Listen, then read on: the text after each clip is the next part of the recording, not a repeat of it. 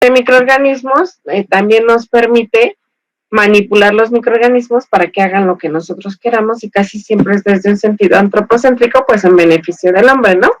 En esta práctica en específico lo vamos a hacer para controlar el crecimiento microbiano, pero en realidad para eliminar a los microorganismos que no queremos que estén presentes en un ambiente. Y existe de manera general 3 procedimientos con los cuales ustedes pueden eliminar a los microorganismos. El primero de ellas es, miren, en esta no tengo el señalador como lo tiene el maestro Pérez.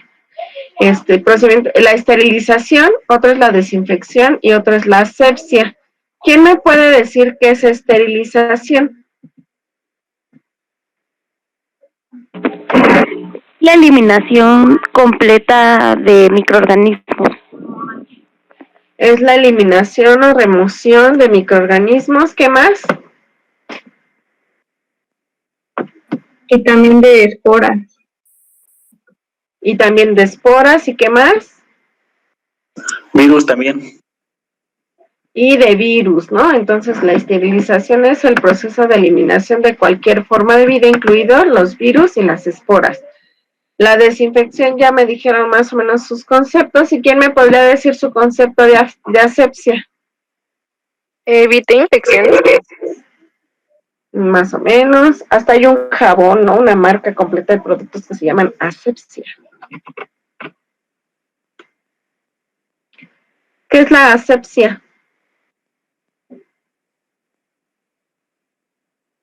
¿Nadie sabe? Bueno, ahorita lo descubriremos. Es como una limpieza, pero no tan a profundidad, ¿no? Nada más como que removemos lo que está superficialmente. Más o menos. Ahorita vamos a ver qué es asepsia y cuál sería la diferencia más importante entre desinfección y asepsia. Entonces, la esterilización las vamos a definir como un procedimiento absoluto que mata o remueve todas las células vivas vegetativas y esporas, así como los virus de un objeto. ¿Qué significa eso de procedimiento absoluto? Que no hay término medio. ¿Está o no está esterilizado? Bien, Brian, que está o no está esterilizado, no puede estar 50% estéril, ¿no? O 60% estéril. Siempre les ponemos el ejemplo clásico de las embarazadas. Nadie está 50% embarazada. O estás o no estás embarazada. Es un concepto absoluto, no hay medias tintas ahí. Entonces, por eso es un procedimiento absoluto, donde se tiene que matar o remover a todas las células vivas, vegetativas o esporas.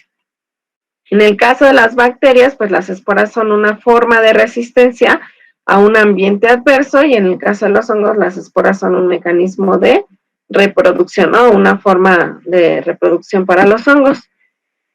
Operativamente se va a expresar como el nivel de aseguramiento de la esterilidad, y va a implicar una probabilidad menor a 1 en 1.000.000 de que un microorganismo sobreviva al tratamiento.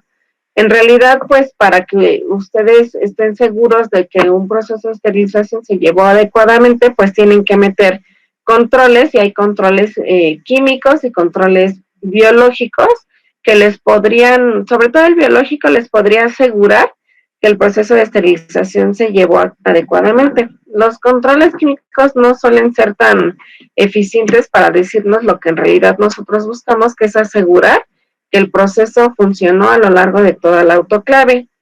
Y pues para estos procesos de esterilización pueden usarse métodos basados en calor, en gases o en radiación gamma, diferentes tipos de radiación, ¿no? Y algunos gases. Ahora, ¿qué es la desinfección? Fíjense aquí, procedimientos que reducen el número de microorganismos vivos de una superficie y objeto, como decía Melina, un objeto inerte. La desinfección se va a aplicar sobre objetos o superficies inertes. ya sea en ambientes acuíferos o en el aire, y este proceso de desinfección va a ser, como decía por ahí uno de sus compañeros, por muerte o por remoción de los microorganismos. Algún arrastre microbiano que no necesariamente implica que los microorganismos mueran, pero aquí el punto es que la superficie ya esté libre de microorganismos vivos. ¿Sí me siguieron? Sí, profesor. ¿Sí? Sí. Profesora. Para nada, jamás, nunca, never, va a ser sinónimo de esterilización, ya que algunos microorganismos que pueden ser patógenos o incluso esporulados se van a reducir solo en su población, pero sí sobreviven al procedimiento. Es como les dice aquí la definición, o remoción, los pueden remover, pero no necesariamente los van a matar, y en el proceso de esterilización sí los matan. Y por lo tanto, pues este proceso de desinfección no va a eliminar las endosporas bacterianas o las exoesporas, ¿no? Ya después, en algún momento hablaremos de la diferencia de endosporas y exoesporas. Lo que sí va a permitir es eliminar a la mayoría de los microorganismos patógenos, que es lo que principalmente se persigue, principalmente en las clínicas y en los hospitales, ¿no? Y pues al compuesto que se utiliza para llevar a cabo este proceso se le conoce como desinfectante. Ahora, la asepsia es el procedimiento que reduce la carga microbiana, pero a diferencia de desinfección, que es en superficies inertes, la asepsia lo va a hacer en tejidos vivos. Esa es la diferencia principal entre una y otra. Una la van a poder utilizar en superficies inertes y esta la van a poder utilizar en tejidos vivos, como cuando están curando una herida, ahí están haciendo un proceso de asepsia, o por ejemplo, si les va a tocar tomar una muestra de herida de algún paciente, primero lo tienen que mandar a que le hagan la asepsia correspondiente y después le toman la muestra, cuando incluso se lavan la cara para eliminar la mugre y algún microorganismo que traigan por ahí, también se le conoce como asepsia. Las personas que sufren mucho de acné, que tienen incluso que usar jabones especiales para que se les elimine ese tipo de malestar que traen en el rostro y que no siempre es hormonal, puede haber acné asociado a un proceso bacteriano. Tampoco va a eliminar endosporas bacterianas, sí elimina la mayoría de los microorganismos patógenos y pues en este caso y de manera lógica los compuestos químicos que se utilizan para llevar a cabo este proceso se le conoce como antiséptico. Y aquí les voy a pedir que busquen el concepto de sepsis. ¿Qué quiere decir sepsis? Y que está muy asociada con la palabra asepsia.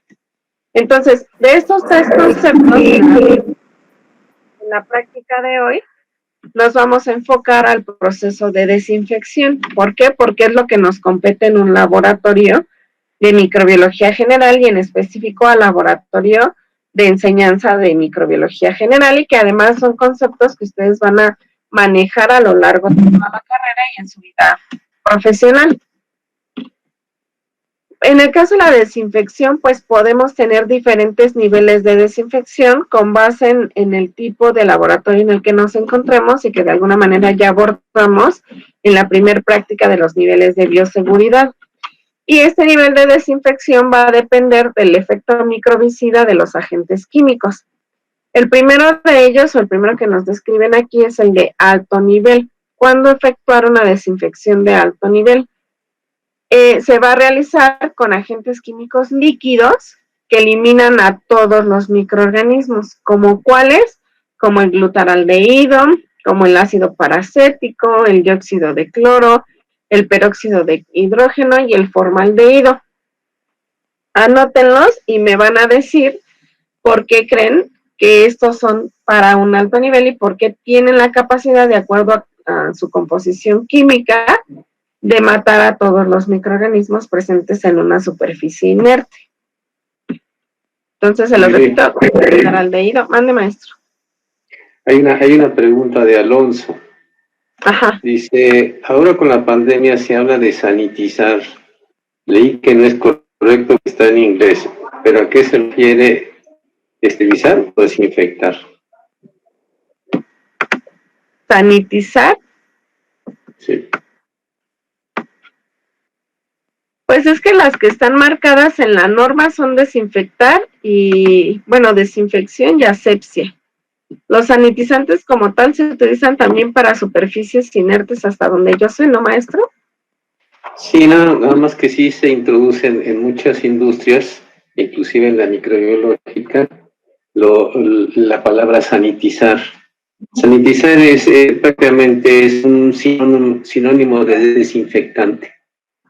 Si sanitizamos, también vamos a desinfectar, porque realmente se utiliza lo mismo. Nada más la palabra es la que cambia. Tiene el mismo significado.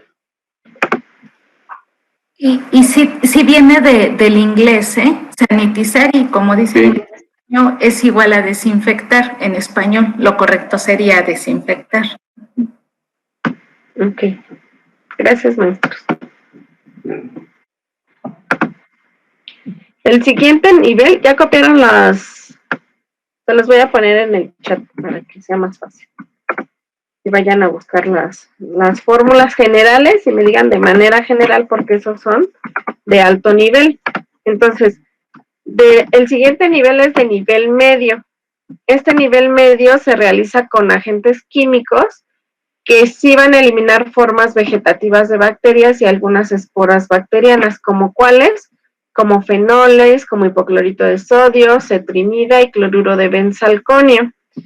Aquí, por ejemplo, no sé, los que iban en Boca 6, que es hasta donde yo tengo conocimiento, no sé si en Boca 15 o en algunas otras de sus escuelas, utilizaban todavía fenoles para un proceso de desinfección de los laboratorios en los que ustedes llevaban a cabo sus prácticas. ¿Todavía los usan? No, ya no se usa.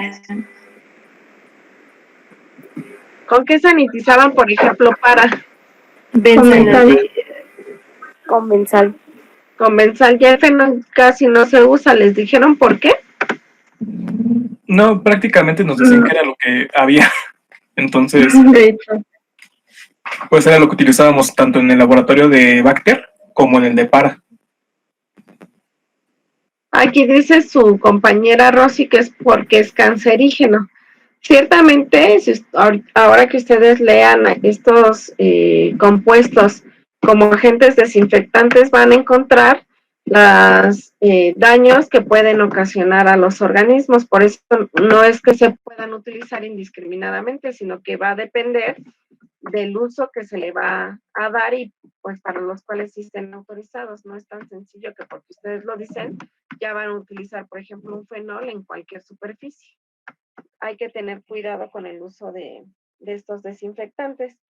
El de bajo nivel se va a realizar con agentes químicos que van a eliminar solo formas vegetativas, algunos hongos y algunos virus, y pues su acción ocurre en menos de 10 minutos. Algunos de estos ejemplos son estas aminas cuaternarias, conocidas como quats, que también las van a investigar y que nos van a decir algunos ejemplos por ahí, por favor. ¿Qué tipos de aminas secundarias de carácter comercial conocen? Bueno, van a encontrar ustedes ahora que lo investiguen en internet. A ver, ¿quién me puede decir qué factores van a afectar un proceso de desinfección? Sí, a ver, Alonso Muñoz, que creo que nos ha hablado hoy. Pues, por ejemplo, si al final desinfectamos, pero el ambiente que desinfectaste vuelve a entrar en contacto con agentes externos, o con lo que limpies, aparte de que sea pues tu líquido, por ejemplo, con tu trapo, tu paño o la servilleta igual esté contaminada. Esa es una, ¿no? El tipo de material, las características del material que estés utilizando para limpiar. Luego ustedes van al seguro y ven que el trapeador que traen está más sucio que el piso, ¿no? Y es cuando uno se pregunta si en realidad están limpiando o, como diría mi abuelita, están batiendo la mugre. Esa es una. ¿Qué otra cosa más se les ocurre para que una desinfección sea exitosa? No debemos pasar, por ejemplo, el trapo o con lo que estemos limpiando 2 veces por la misma zona. O sea, como que solo es de una pasada y ya tenemos que dotar, por ejemplo, la toallita y pasarla por otro lado, no podemos regresar. Casi en forma de greca, ¿no? Es como dice su compañera, tiene que ser por arrastre ordenado, ¿no? En el que ustedes sepan por dónde ya pasó el trapo, una forma muy sencilla de que ustedes no se pierdan por dónde ya limpiaron. Es como dice su compañera, o no sé quién lo dijo por ahí, que es haciéndolo como en forma de greca. Si ustedes tienen una superficie, tendrán que ir arrastrando, por ejemplo, pasar el trapo así, y luego recorrerse, y luego hacer esto, y luego recorrerse, y luego hacer esto, como si esto fuera una mesa, e ir limpiando. Obviamente el trapo, como bien decía Alfonso, perdón, tiene que estar limpio, la toallita también tiene que estar limpia, porque si ustedes hacen esto, pues obviamente no va a quedar limpio, y es todo un proceso en el que ustedes tienen que ir arrastrando la mugre de un lado a otro. Obviamente, pues en el trapito que ustedes utilicen o la toalla que utilicen, la sanita, dependiendo cómo sea el protocolo en el laboratorio que ustedes se encuentren, tienen que estarla revisando. Si llega un momento en que ya la ven excesivamente sucia, tendrán que cambiar para terminar de limpiar la superficie o incluso volver a pasar el desinfectante. Aunque no confundan tampoco los procesos. Una cosa es limpiar primero y arrastrar el exceso de mugre y otra cosa ya es desinfectar. De hecho, ese es uno de los factores que influyen en que los desinfectantes tengan éxito o no al momento de hacer la desinfección. No sé si en algún momento han visto las conferencias, de hecho no sé si ya las pasan porque casi siempre tengo clases ahora, de la Secretaría de Salud donde aparecía López-Gatell, y que decía que pues sí podían desinfectar las superficies, estas bombitas con descarga de aerosoles con algún tipo de sal o desinfectantes que se pusieron mucho de moda, que también las podrían estar usando, pero que era importante que primero limpiaran con jabón y agua la superficie a desinfectar, porque justamente si la superficie está sucia, pues el desinfectante no va a servir del todo. ¿Sí están de acuerdo conmigo o no? Sí, ¿Sí o profesor. no? ¿Qué otra cosa influiría? En el chat hay dos respuestas, Bede. Una Sí. de Rosy que dice el tiempo que dejemos actuar el desinfectante, y Daniela dice la concentración del desinfectante. A ver, vamos a discutir la de Rosy. El tiempo que dejemos actuar de desinfectante, ¿estén de acuerdo o no? Sí, podría. Ay, perdón, no A ver, continúa. Mariana. Podría ser la resistencia de la gente bueno, del microorganismo al agente químico que estemos utilizando, porque, bueno, según recuerdo, no todos, o sea, bueno, o no sé cómo explicarlo, pero no es que se limpie, es que, ¿cómo lo digo? O sea, no sé si con todos los organismos se deba de usar el mismo agente químico, que yo creo que no, porque uno puede ser más resistente que otro, o uno sí se puede quitar y el otro no. Esa sería otra característica, ¿no? Más que el tiempo sería el tipo de agente que se pretende eliminar. Porque ciertamente, como bien lo dices, Mariana, y es obvio que ahorita ninguno maneje los conceptos, los microorganismos tienen mecanismos de resistencia a los diferentes agentes que ustedes puedan utilizar para desinfectarlos, para eliminarlos. En este caso, pues estamos hablando de superficies inertes, pero ya vimos que también hay microorganismos en superficies vivas, y en algún momento retomaremos estos conceptos tan interesantes que estás intentando describir tú. Pero en cuanto al tiempo en que dejemos actuar el desinfectante, a ver, Laura creo que quería opinar.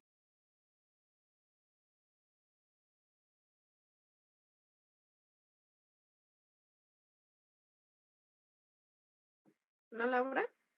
López Martínez. Sí, era yo, es que no prendí. Sí, era porque por decir, ciertos microorganismos también tardan tiempo en morirse, o sea, no es como que retires luego pues donde desinfectes porque no se va a ir todo, se van a quedar como ahí parte de él. ¿Y de qué dependerá? Ahí eso sí, ahí no. Además de lo que ya dijo Mariana, de que ellos tienen, que los microorganismos tienen mecanismos para resistir estos agentes, también va a depender del mecanismo de acción del agente, que después los vamos a ir viendo poco a poco en el tercer parcial. En dependencia del agente químico o físico que ustedes estén empleando, o físico-químico, va a ser el cómo el microorganismo va a ser eliminado. Entonces, hay reacciones que tardan más en efectuarse para que el proceso sea exitoso, o hay procesos como la esterilización, por ejemplo, que requiere ciertas condiciones para que en realidad se elimine completamente a todos los microorganismos. Entonces, el tiempo sí es muy importante y pues ustedes ahorita lo están viviendo, ¿no? A cada rato les dicen cuánto tiempo se tienen que lavar las manos con jabón para eliminar el coronavirus. ¿Quién me puede decir? La técnica de lavado de manos es de 40 segundos a 60 segundos con jabón. Más o menos. El antibacterial me parece que son de 20 a 40 segundos. Entre 20 y 40 segundos, o hasta salieron memes, ¿no? Que el coro de las mañanitas y no sé qué tanto salió al principio de la pandemia. Y justamente este tiempo es porque per se, para que ustedes toquen todos los puntos de un correcto lavado de manos, pues aunque quisieran hacerlo más rápido, no se puede, porque tienen que en realidad remover de todas las superficies de ambas manos todos los microorganismos, y el jabón tiene que estar en contacto con las manos. Entonces, ese es el primer porqué de los 20 segundos, ¿no? Y el segundo es cuánto tardaría la molécula del jabón para eliminar todas las moléculas contra las que actúa el jabón en el virus, que también veremos más adelante cuáles son este tipo de moléculas, en qué partes de los microorganismos están, etcétera, etcétera. Pero eso ya es como segundo y tercer parcial y poco a poco lo irán entendiendo. Aquí son los principios generales, ¿no?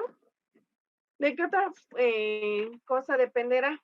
¿Será lo mismo utilizar, por ejemplo, nada más rociar el desinfectante o tener que hacer un proceso mecánico como el lavado de manos? Si se fijan, en el lavado de manos hay un proceso de fricción, y a lo mejor cuando ustedes rocían con algún sanitizante que estuvieron vendiendo en aerosol, con que lo rocíen es suficiente. No es necesario en algunos casos hacer un proceso de limpieza o por frotación con algún trapo o cosas así. Esa es otra de las cosas que podrían influir en que un desinfectante sea exitoso o no. Y pues por ahí dicen también que la composición química per se del desinfectante pues va a favorecer que desinfecte o no nuestra superficie. Por ejemplo, el agua no tiene poder desinfectante, ¿no? Entonces, la parte química del compuesto, pues sí es relevante para que los microorganismos sean eliminados. Ya no me quiere hacer caso mi computador. Ya. Entonces, vean, para que apunten todo lo que ya discutimos. Factores que afectan la desinfección. Cantidad y ubicación de los microorganismos. ¿En dónde están ubicados? Si se fijaron en una de las prácticas, en una de las diapositivas de la plática de bioseguridad, algunos de los laboratorios en los extremos tenían, y creo que sí se los comenté, bordes redondos, ¿no? Justo para impedir que en las esquinas se concentren los microorganismos y favorecer la presencia de ellos. Resistencia a los microorganismos al agente químico, que es un poco lo que ya mencionaban. Concentración del agente, que también lo mencionaron ustedes. Factores físicos y químicos, cómo van a usar los desinfectantes. Presencia de materia orgánica, material celular o de biopelículas. Esto de materia orgánica es un poco lo que les decía, de que primero habrá que limpiar para eliminar el exceso de mugre y después desinfectar. En dependencia también de qué intenten desinfectar. Por ejemplo, ahorita otra vez lo del COVID. Si ustedes son encargados de ir a las casas a desinfectar, porque hay mucha gente que está muriendo en sus casas. Entonces, su trabajo va a ser ir a revisar con cuántas personas tuvo contacto el paciente, ver en qué área murió y en realidad llegar y sanitizar todo el espacio en el que estaba el paciente, y sobre todo eso se hacía mucho al principio para dejar las áreas limpias. Entonces, pues obviamente ustedes como trabajadores no pueden llegar y nada más limpiar la casa y hacerle el quehacer a la familia del muerto, ¿no? Sino que nada más tienen que llegar y asperjar, aunque no necesariamente esté limpias las superficies. Entonces, lo que hacen es llegar, desinfectan y le dicen a la familia que deje actuar al menos 2 o 3 días el químico para que en realidad la zona ya quede libre de coronavirus, ¿no? No sé exactamente qué es lo que están usando, pero sí he visto que eso es parte del protocolo. Sobre todo el principio, ahorita no sé si lo sigan haciendo porque ya hay más muertos y está haciendo esto en cada casa, pues es diferente. Y además ya no están haciendo tanto los seguimientos de casos por contacto como al principio de la pandemia. Y lo que decía por ahí, creo que Rosy en el chat, o no sé quién lo dijo, la duración, ¿no? Rosy Gutiérrez dijo, el tiempo que dejamos actuar los desinfectantes. Y vean, ese es otro de los factores que afecta la desinfección. ¿Dudas hasta aquí? Son muy sabios ustedes, ¿ya vieron cómo todo lo pueden deducir? Solitos. Entonces, ¿qué métodos de desinfección conocemos? Van a haber métodos físicos y métodos químicos. Dentro de los físicos está el proceso de pasteurización, de calentamiento, ebullición, el método de vapor de agua a más de 95 grados centígrados, algún tipo de radiación como la radiación ultravioleta, y que ya la vimos ¿en dónde? ¿En dónde vimos radiación ultravioleta como método de desinfección? ¿Quién me puede decir?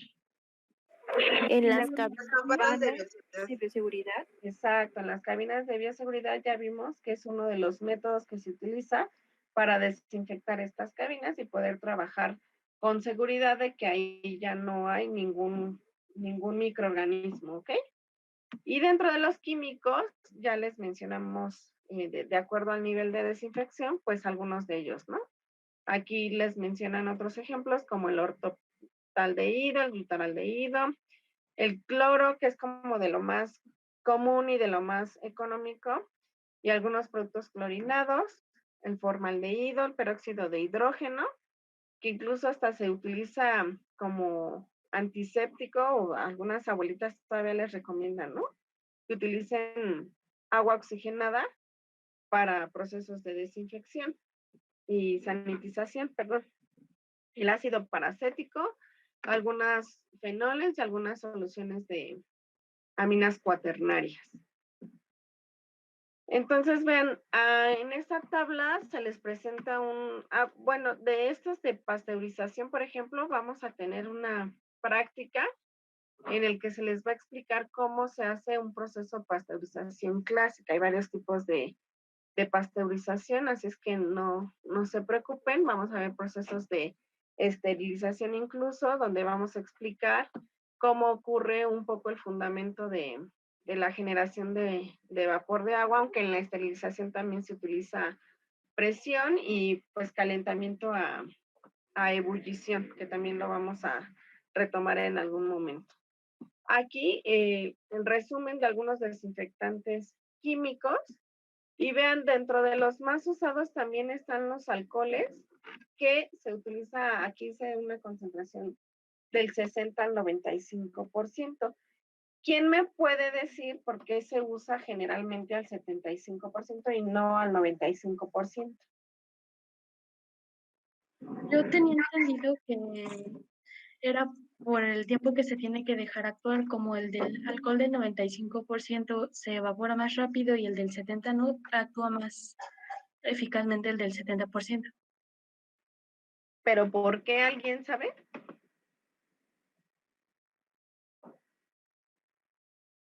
El alcohol es muy interesante y muy importante en estos días, ¿no?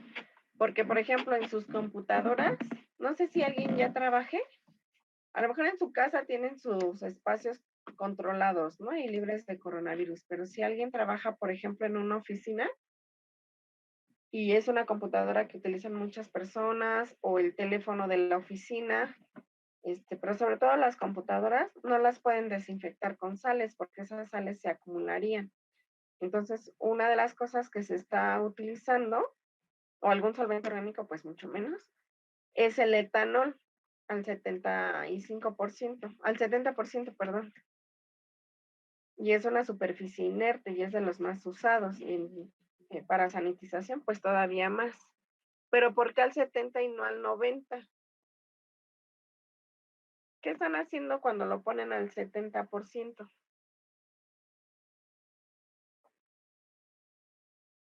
Químicos sabios e ilustres de ciencias biológicas. ¿Con qué lo diluyen? Se diluye. ¿Con qué?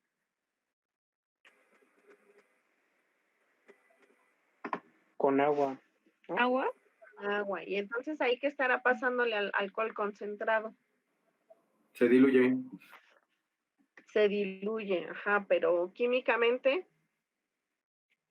se los voy a dejar de tarea para que lo piensen. Procuren no buscarlo en internet, dedúzcanlo como químicos. ¿Qué es lo que pasa al etanol cuando se diluye con agua y por qué es más eficiente cuando está al 70% y no al 95%? ¿Cuál sería la función de un etanol al 95%? ¿Y cuál es la función en una reacción química de un etanol al 70%? Pensando siempre en el agua. Aquí me pregunta Tamara que qué es una forma vegetativa. Las bacterias pueden estar presentes en dos formas, valga la redundancia, la forma vegetativa y una forma esporulada. La forma vegetativa es aquella que va a llevar a cabo todos sus procesos metabólicos de manera normal y que va a poder llevar a cabo su metabolismo, se va a poder dividir, etcétera. Y la forma esporulada es una forma de resistencia que van a producir algunos grupos bacterianos. No todos son capaces de formar esporas. Y cuando están en esta forma de esporas, su metabolismo es prácticamente nulo y por lo tanto pues no pueden llevar a cabo un proceso de división celular. ¿Sí? Entonces, vayan pensando en eso del etanol. A lo mejor ahorita al final de o más bien la siguiente clase porque no vamos a acabar hoy. Pero vean, ¿cuál es el nivel de desinfección del etanol? Pues tiene un nivel de desinfección intermedio. Aquí en estas columnas les resumen a qué grupos microbianos o sobre qué grupos microbianos pueden actuar. B de bacterias, VE son virus envueltos que ya tendremos, bueno, en teoría ya tendrán una clase de virología y les dirán que es un virus envuelto, que es un virus desnudo, por ejemplo. Aquí en todos los virus en general no puede matar a todos los virus. Por suerte el coronavirus pues se han recomendado el uso de etanol y geles, sí son geles, ¿no? Con alcohol para la limpieza, bueno, desinfección y sanitización de las manos. Puede matar a las micobacterias, que son un grupo microbiano muy importante que tienen características moleculares en sus estructuras un poco diferentes a las bacterias comunes o las más abundantes, sobre todo en su pared celular, se refiere mucho a eso y también ya lo veremos en breve cuál es la diferencia de la estructura de micobacterias. Si en realidad puede actuar contra los hongos tanto filamentosos como levaduriformes y si puede o no destruir esporas. Entonces vean, como el alcohol no puede inactivar ni virus ni esporas, pues en realidad recae en un nivel de desinfección intermedio. ¿Cuál es su mecanismo de acción? Pues el alcohol tiene la propiedad de desnaturalizar algunas proteínas. ¿Y para qué se usa en términos de desinfección? Que acuérdense que es en superficies inertes, pues para desinfectar termómetros. No sé si han visto ustedes que cuando van al médico, el médico les toma la temperatura con un termómetro de mercurio, ahora son creo que de alcohol, y en cuanto se los retira, toma la lectura y con una torunda de algodón impregnada con etanol lo limpia inmediatamente y lo regresa a su lugar. Algunos endoscopios también son desinfectados con etanol, y algunas superficies externas como como las que les describía de las computadoras. Aquí tenemos otro compuesto que es el ácido peracético, que se utiliza en muy bajas concentraciones. Y vean, a pesar de la baja concentración, su nivel de desinfección es bastante alto, ya que es capaz de inhibir el crecimiento o eliminar todas las formas microbianas que pudieran existir en una superficie inerte. ¿Cuál es su mecanismo de acción? Pues es un compuesto altamente oxidante y se suele utilizar en algunos equipos de diálisis. Aquí están las aminas cuaternarias, que es parte de lo que van a investigar, cuáles son las aminas cuaternarias, que me traigan un ejemplo. La concentración a la cual van a actuar va del 0.4 al 1.6 en dependencia de qué amina utilicen. Tiene un nivel de desinfección muy bajo porque únicamente elimina a bacterias y algunos virus envueltos. En los demás tiene muy baja actividad, y aquí pues en el caso de los hongos inhibe alguno de ellos, pero no los elimina ni los remueve completamente. Su mecanismo de acción es por inactivación de algunas de las enzimas microbianas y la desnaturalización de algunas proteínas, pero no de todas. ¿En dónde se utilizan esas aminas cuaternarias? Pues en algunos pisos y en algunos muebles, ¿no? Para la limpieza de las superficies. El cloro, que como ya dijimos es de los más utilizados hasta en los hogares, más o menos se utiliza a 1000 partes por millón y tiene un nivel de desinfección entre intermedio y baja. Sí se tiene que respetar las concentraciones de todos estos porque llega un momento en que pueden llegar a ser tóxicos y de todas maneras no va a mejorar el nivel de desinfección que tengan los compuestos. Y vean aquí la desventaja del cloro es que no es capaz de eliminar las esporas y pues es exitoso porque tiene varios mecanismos de acción como son la inactivación enzimática, la desnaturalización de la proteína y la inactivación de algunos ácidos nucleicos. Y pues aquí nos pone como ejemplo el piso, pero pues en general se utiliza hasta para lavar, por ejemplo, las patas de laboratorio. Ustedes llegan y las ponen en un recipiente que hayan ustedes asignado para lavar sus batas con un poco de cloro, y una vez que ocurre este proceso de desinfección, pues ya las pueden lavar de manera natural o normal en su casa, sin que corran algún tipo de riesgo. Otro compuesto es el yodo, que es más o menos entre 30 y 50 partes por millón, con un nivel de desinfección intermedio, ya que no es capaz de eliminar ni a micobacterias, ni a hongos, y mucho menos eliminar esporas, ¿no? Aquí, estas siglas no sé bien a qué se referirá quien hizo la diapositiva. A mí sí me queda de tarea tanto esta como esta. Y pues se utilizan para desinfectar algunos frascos de hemocultivo y de algún tipo médico. Y también el yodo bueno, en combinación con yoduro, que se forma el Lugol, ambas pueden utilizarse como agentes sanitizantes, no nada más en superficies inertes, sino en superficies vivas. El agua oxigenada, que va de un 3 a un 25%, y tiene un nivel de desinfección intermedio. Este no puede eliminar virus y tampoco puede eliminar esporas. Y pues se puede utilizar en lentes de contacto. En realidad yo no he visto mucho que se utilice, pero sí he visto que en las soluciones que traen para que limpien sus lentes cuando se los retiran, trae un poco de peróxido de hidrógeno, aunque no estoy muy segura de que se utilice a esta concentración. Pero aquí en la referencia pues así lo establece, ¿no? no sé más bien si en los recipientes viene esta concentración y cuál es la concentración exacta. Algunos fenoles, ¿sí? ¿Ya se tienen que ir?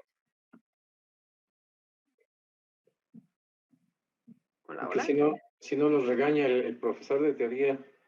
Sí, es un profesor de teoría, tiene clase a las 7, entonces Luis se iba a molestar. Ya no nos deja entrar. A Zoom. Pues si quieren, nos quedamos en fenoles y lo terminamos la próxima clase, que continuaríamos con esta... Si quieren, terminen en 5 minutos les doy para que terminen la tabla y ya nos vemos en la clase. ¿Sale? Bueno, aquí los fenoles también actúan por inhibición enzimática. Se utilizan en algunas mesas, sobre todo en las que se solía trabajar parasitología, se utilizaban mucho como desinfección, pero como es tóxico y corrosivo, pues ha perdido un poco su utilidad. La clorhexidina tiene un nivel de desinfección muy, muy bajito y pues actúa a nivel de citoplasma y es más bien utilizado como un antiséptico en algunas lesiones. Y ya finalmente el glutaraldehído, que de acuerdo al número de grupos microbianos sobre los que actúa, pues podríamos clasificarlo en un nivel de entre intermedio y alto, ¿no? Y pues principalmente se utiliza en algunos instrumentos que son termolábiles y que ustedes no podrían aplicar algún tratamiento físico como el calentamiento o la ebullición para poder desinfectarlos. El mecanismo de acción es la alquilación de los ácidos nucleicos presentes en el material genético. Entonces, hasta aquí nos quedamos. Y no sé si también yo creo que las dudas las dejamos ya para la siguiente clase, porque ya tenemos. ¿Sí, jóvenes? Profa, solo una pregunta rápida. Sí. ¿Los que dejó de investigar ahorita se va a entregar o solamente es para comentarlo en la próxima clase? Pues para que lo comentemos la próxima clase. Ok, hecho, gracias. De preferencia escríbanlo porque les va a ayudar a tener todo el contexto de estos compuestos, ¿ok? Sí, claro, pero me refería porque, pues, para hacerlo presentable y todo eso, pero si es para comentarlo, pues nada más es como hacer los apuntes y Sí, en su cuaderno. Ok, gracias. Sí, hasta luego. Cuídense, chicos.